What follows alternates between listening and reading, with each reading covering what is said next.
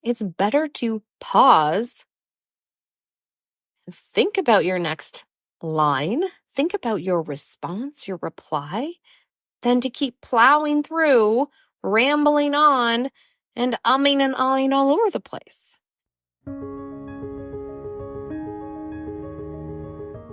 Do you dream of sharing your message on stages, but are still terrified you'll mess it up?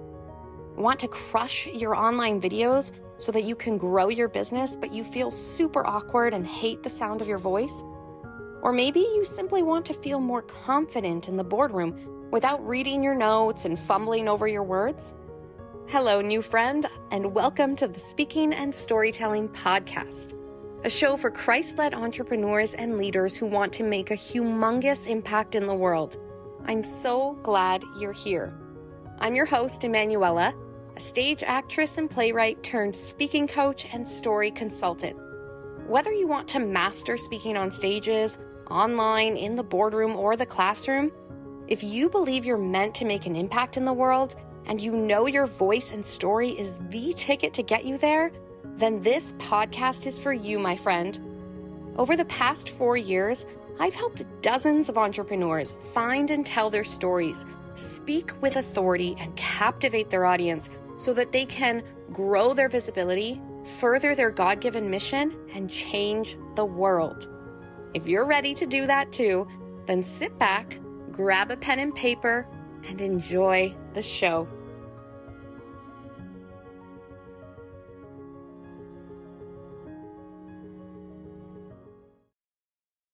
Hello, and welcome back to the Speaking and Storytelling Podcast.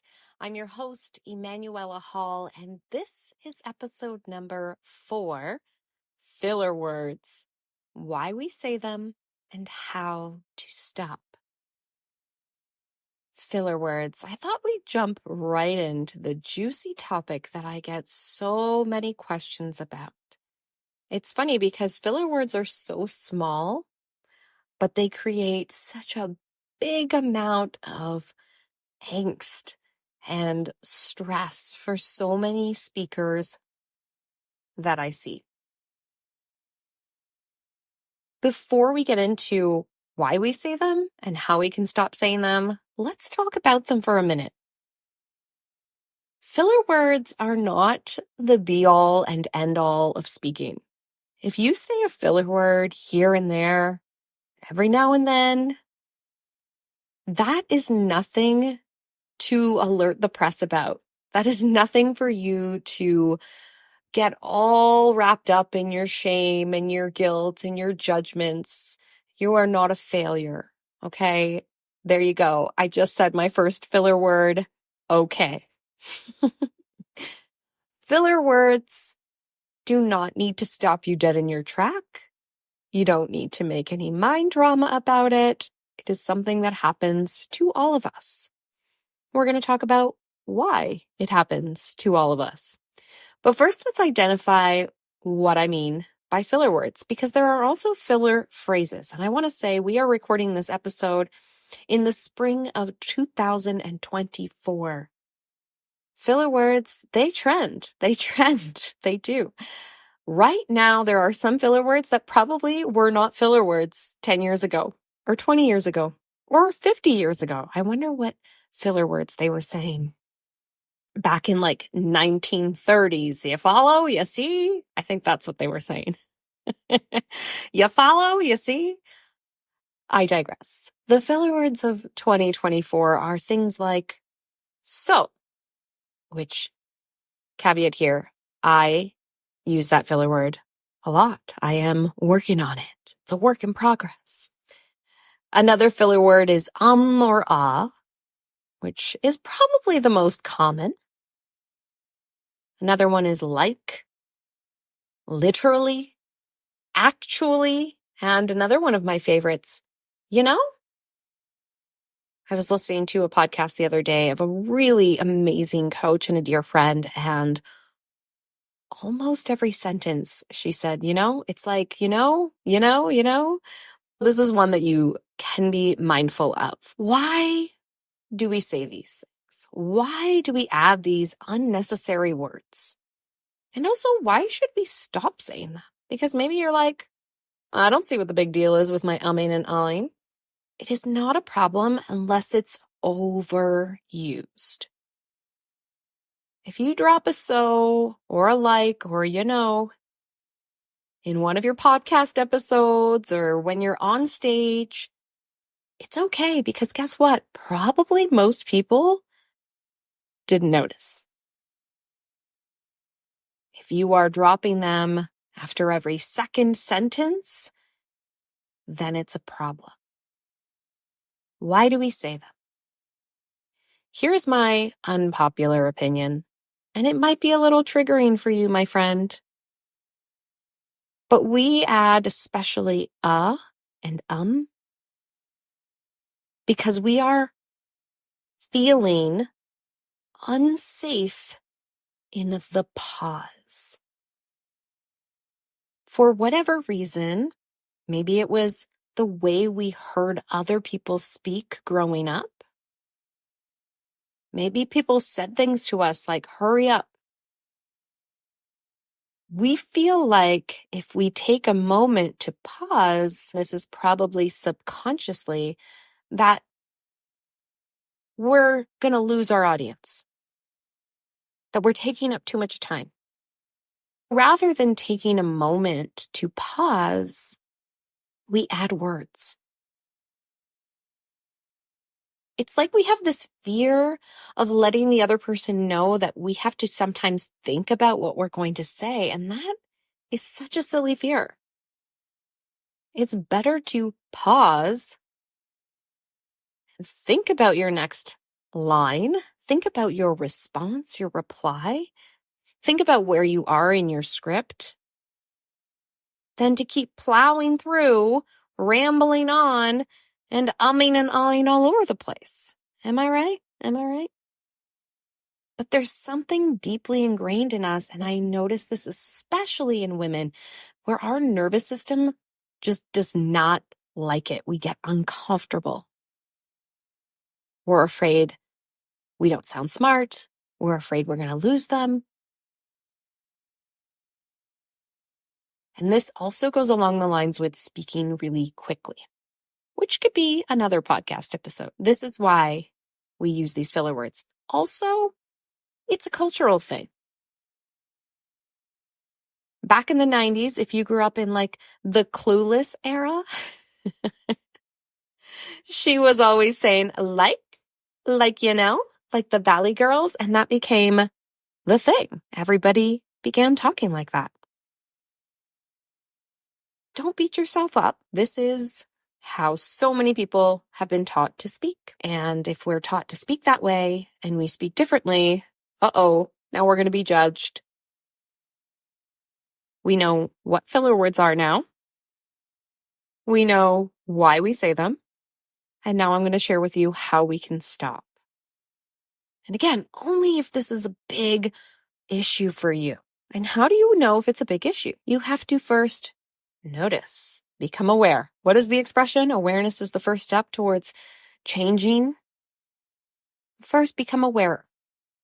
What are my filler words? Am I saying them a lot? That it's a problem, that it's detracting from my message, from my voice, my vocal clarity? Am I losing my audience because I'm umming and ahhing? And sewing and liking and knowing? How do we notice? You can definitely listen to yourself, your recordings. But it's sometimes hard to be objective when we listen to ourselves. So another cool way of noticing what your filler words are is to transcribe your video. If you are not a coach or a podcaster or on social media and you're like, I don't record videos, Emanuela, what you can do is just record yourself for fun. Maybe you have a talk coming up. Record yourself and get the transcriber. I think there's apps that can do that. There's definitely apps that can do that, some AI, and read what you said. And then you'll know what your filler words are. Okay, step 1, become aware of what they are. Notice what they are without making a judgment about it. Just notice. Step 2, let's change our mindset around it.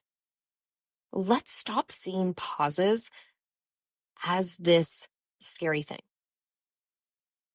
When I say change our mindset around it, I mean change our mindset around pauses. Rather than seeing pauses as, there is a pause in the conversation. I'm up here, people are looking at me, and I'm not saying anything. I want you to remember this phrase, write it down, tattoo it to yourself, put it on your mirror, put it in front of you wherever you record. There is power in pausing. There is power in the pause. And why is there power in the pause? I'm not just throwing out an affirmation without any proof to back it up. I will always back up my claims here, my friend.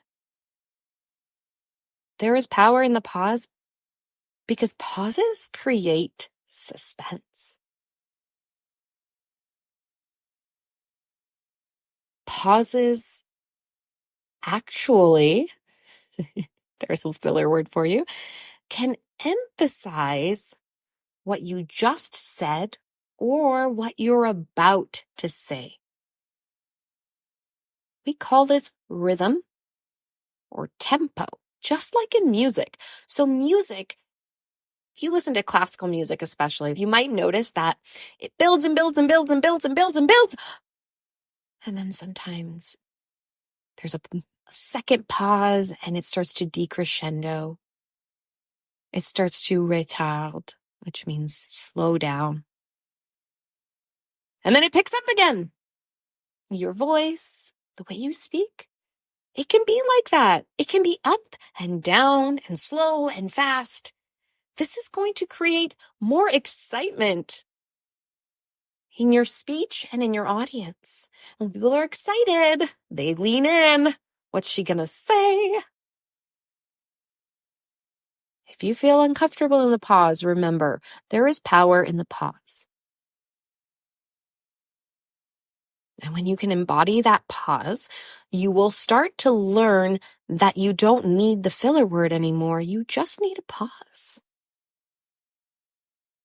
Okay, and number 3, this is the most practical way to start stopping saying your filler words, is to practice. Now, like I said, you can record yourself, but this is a fun little exercise you can do with a friend. Find a friend who loves you, who is willing to set some time aside, get a little timer. You're going to tell a 1-minute story and your friend is going to have the timer. And every time you say a filler word, your friend's going to go, eh. But every time you stop and physically say out loud, pause, you get a point. You could say pause or you could do it by just pausing.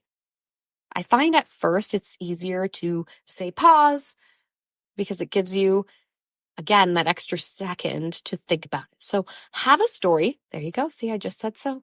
Have a story. Don't have anything ready. Your friend can say, okay, tell me what you bought at the grocery store today. Or tell me the coolest thing that happened to you last week. They can just give you a topic at random so that you don't have anything pre-planned. Give you a minute or 2 minutes, however long you want to go, and they can hit record or hit the timer button, and then whenever you say any of your filler words, you can tell them, like, listen for this, this, and this. And if you don't have a friend, I'm very sorry. I can be your friend. I am your friend. But I mean, if you don't have anybody around that can do this with you, you can totally do it on your own. You just have to be your own monitor. You can do it in the mirror. Again, you can record yourself, even just an audio recording, and feel what it feels like to remove those extra words and live in the pause.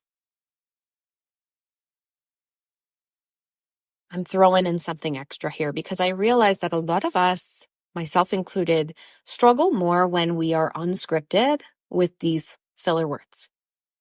For example, when you are in an interview, say on a podcast, or an Instagram Live with a friend or a colleague, or an interview, an actual interview for a job, because you don't always know what the questions will be.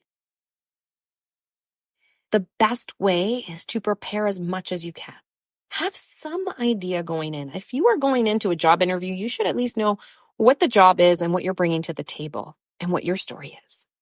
If you are doing a live or a podcast and somebody's interviewing you about what you do, your business, your message, your story, obviously have those things ready. Have like 3 to 5 points of what you want people to take away. Again, we will go into this in another episode, but preparation is key, even if you feel like you aren't prepared. And the more you do it, the easier it's going to get. Be prepared, but also it's okay if you don't have all the answers. A great line to say is, "That's a really good question. Let me think about that for a minute." Or, "Nobody's ever asked me that. I'm going to have to take a minute and think about it." Doesn't that sound better than, yeah, so, like, I went to this thing and, yeah, I graduated from university and my friend, I was listening to a podcast the other day and the first question the host asked was, "Tell us a little bit about yourself." And this is a very typical first question. Tell us about yourself, where you're from, who you are, and what you do.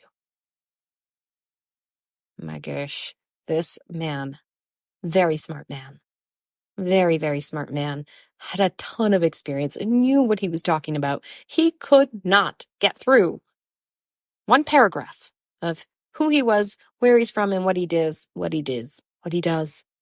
without maybe 100 ums. I wanted to play like, those take a drink every time somebody says a certain thing in a movie. I wanted to do that with this man on this podcast.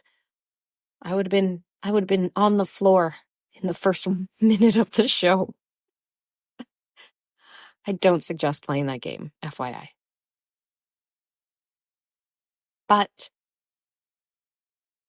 if you can't at least come into an interview knowing who you are, what you do, and where you're from without stumbling over your ums and ahs, then you need to start practicing that question and you need to get your story down on paper and remember the key points you want to say. Again, another podcast episode, but what I will say is be prepared. When you go live, be prepared. When you make a video, be prepared. When you go into an interview, be prepared. And then trust yourself.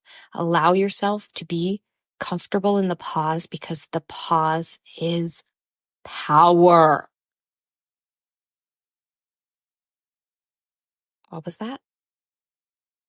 The pause is power. There is power in the pause. I want you to go to bed and have me whispering in your ear, hearing that over and over again. How do we get rid of filler words? First, we change our mindset around it. We notice what our filler words are by using a transcriber or listening. And then we're going to practice with a friend or on our own. Write those things down. That is your homework. Go ahead and identify your filler words. Drop me a line by either leaving a review and let me know what your filler word is. Maybe you had some aha moment. Maybe you didn't even know you had a filler word, and now you're going to discover that. I'm so excited for you. Or you can come on over to Instagram and drop me a DM and say, "Hey, Emanuela, guess what? This is my filler word. And from this day forth, I shall not say it any longer." All right, my friend, that is it for today. I hope this was eye-opening for you. And the big takeaway I want you to have is don't make a big deal about such a small little thing like filler words, okay? Don't make a big deal about such a small little thing like filler words. Have a wonderful rest of your day. God bless. Thank you so much for tuning into today's episode of the Speaking and Storytelling Podcast. Now, I'd love to hear your voice. What's one thing you learned from today's episode? How did it inspire you? And how will you take action today? You can let me know by leaving a review or visit me on Instagram at emanuela.hall. My friend, remember that you were born for such a time as this. So get out there and fearlessly share your unique, God-given voice, because it just might be the thing that changes the world.